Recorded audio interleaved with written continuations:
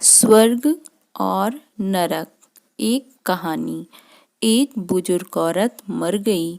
यमराज लेने आए।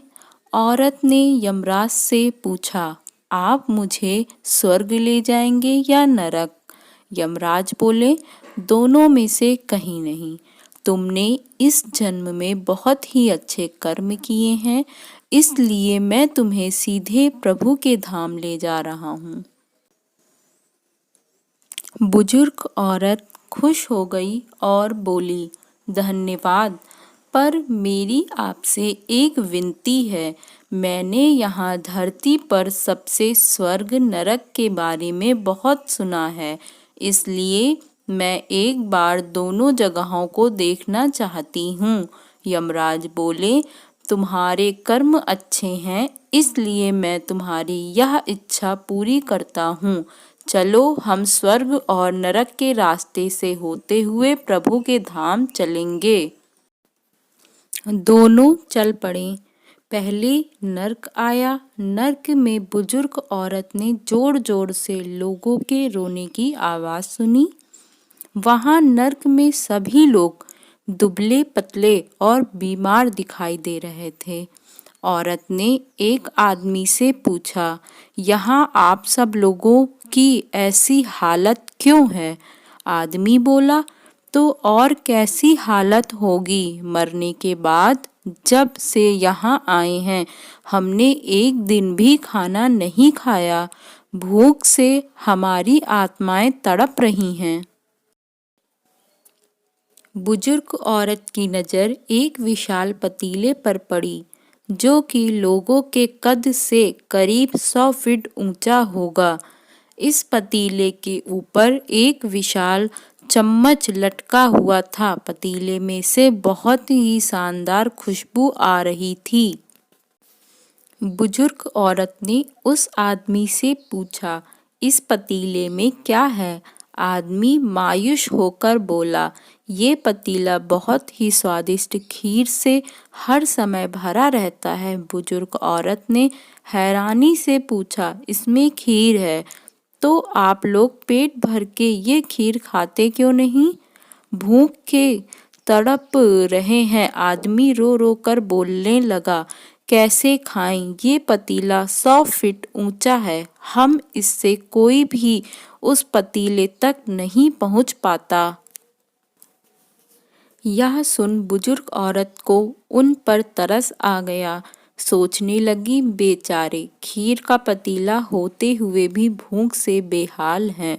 शायद ईश्वर ने इन्हें यही दंड दिया होगा।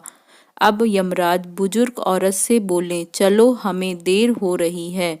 दोनों चल पड़े। कुछ दूर चलने पर स्वर्ग आया। वहां पर बुजुर्ग औरत को सबके हंसने और खिलखिलाने की आवाज सुनाई दी। सब लोग खुश दिखाई दे रहे थे। उनको खुश देखकर बुजुर्ग औरत भी बहुत खुश हो गई। पर वहां स्वर्ग में भी बुजुर्ग औरत की नज़र वैसे ही 100 फीट ऊंचे पतीले पर पड़ी जैसा नर्क में था। उसके ऊपर भी वैसा ही चम्मच रखा हुआ था। बुजुर्ग औरत ने वहां लोगों से पूछा, इस पतीले में क्या है? स्वर्ग के लोग बोले, इसमें बहुत ही स्वादिष्ट खीर है। बुजुर्ग औरत हैरान हो गई और उसने बोली, पर ये पतीला तो 100 फीट ऊंचा है, आप लोग तो इस तक पहुंच ही नहीं पाते होंगे। उस हिसाब से तो आप लोग को खाना मिलता ही नहीं होगा। आप लोग भूख से बेहाल होंगे, पर मुझे तो आप सब बहुत खुश लग रहे हो, ऐसा कैसे? इनमें से एक व्यक्ति बोला, हम सब लोग तो इस पतीले में से पेट भरकर खीर खाते हैं। औरत बोली, पर कैसे? पतीला तो बहुत ऊंचा है। व्यक्ति बोला, तो क्या हो गया? पतीला ऊंचा है तो यहाँ पर कितने सारे पेड़ हैं। हमने इन पेड़ों की लकड़ी ली, उसको काटा और एक विशाल सीढ़ी का निर्माण किया उस लकड़ी के सीढ़ी के सहारे हम पतीले तक पहुँचते हैं और सब मिलकर खीर का आनंद लेते हैं। बुजुर्ग औरत यमराज की तरफ देखने लगी।